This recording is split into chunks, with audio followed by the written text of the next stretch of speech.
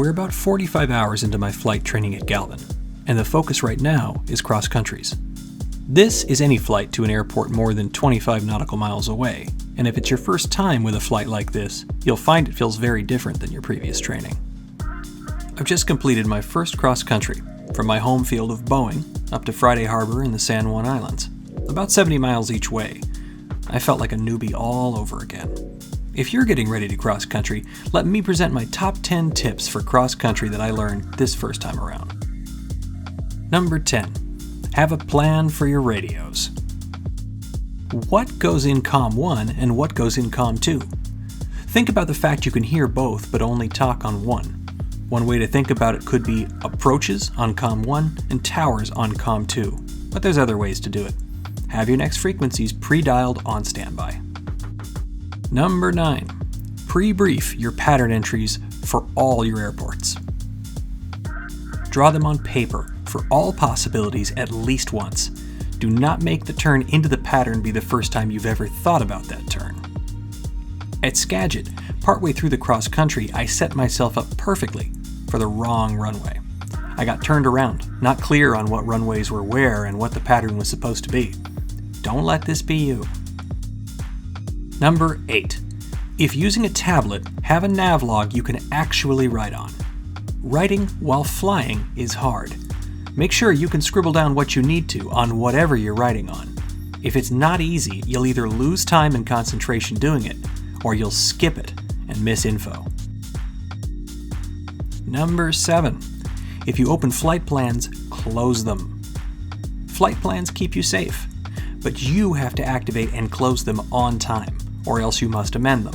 An unclosed flight plan means they'll send search and rescue after you. That's a huge mess of trouble you don't want if you're actually okay.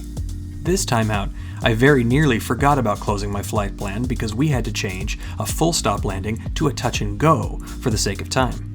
We were back in the air and I didn't even realize about my flight plan until I was almost out of cell phone range. Yikes. Number 6. Always be briefing about what you'll do next. That includes what maneuver you'll make next, who you'll call next, what you'll check next on your nav calculations and on your safety checklists. Don't get behind the airplane. It happened to me at least twice in this flight that I was aware of, when I was scrambling to do all these things at once. The plane was flying on ahead, and things I should have done miles back didn't get done until later. That's being behind the airplane, and it's not a place you want to be. Number 5. If you've got visibility, use it to maneuver early. Seeing clouds way ahead means you can maneuver early away from them and have more time to work your navigation. Maneuver early to get back to straight and level flight early. The goal is to reduce the number of things you have to do at once. Avoid task saturation, as that leads to mistakes. Number 4. Receive instructions and clearances without expectation bias. You are in danger of hearing or seeing the pattern or runway clearance you expect, rather than what they're actually telling you, and landing on the wrong runway. In fact, that's what caused my bad lineup at Skagit. I ran it in my simulator on the other runway before the real flight, and brought that thought pattern with me into the flight. I thought that's how real life would go, and ran it automatically without thinking. Whoops.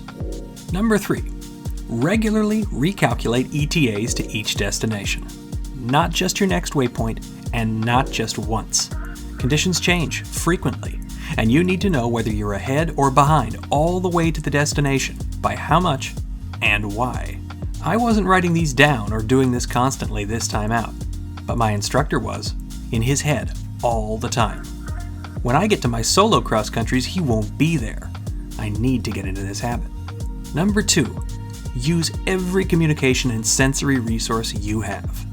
Get flight following. Use a Sentry ADS-B unit. Use VORs. Use in-cockpit GPS.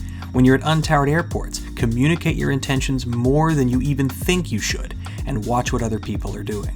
Use every available resource to know where you are, where you're going, and the best way to get there safely.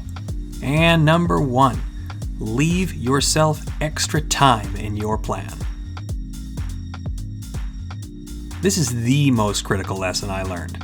It's like altitude with an engine failure. You can only lose it. You can't get more. So build in extra time to burn, like 33% more. For this trip, we had 4 hours booked on a 3-hour trip. We used all 4, squeaking onto the runway in the last 15 minutes of our reservation block. Without extra time, you'll take shortcuts, you'll get careless, and that leads to mistakes. Cross country is where a whole lot of your separated learnings come together, all at once. You make a plan for your cross country, it can be a solid plan, and then after takeoff, it gets fluid. The rules I've illustrated aren't about the solid plan, which is very by the book. They're about dealing with fluidity, and that takes recalculating, rethinking, changing your nav plan, dialing up new frequencies you didn't plan for, all while still flying the plane, still looking for traffic, still running your checklists. The tips I've illustrated in this video are about how to do those things safely, while under task load to avoid mistakes.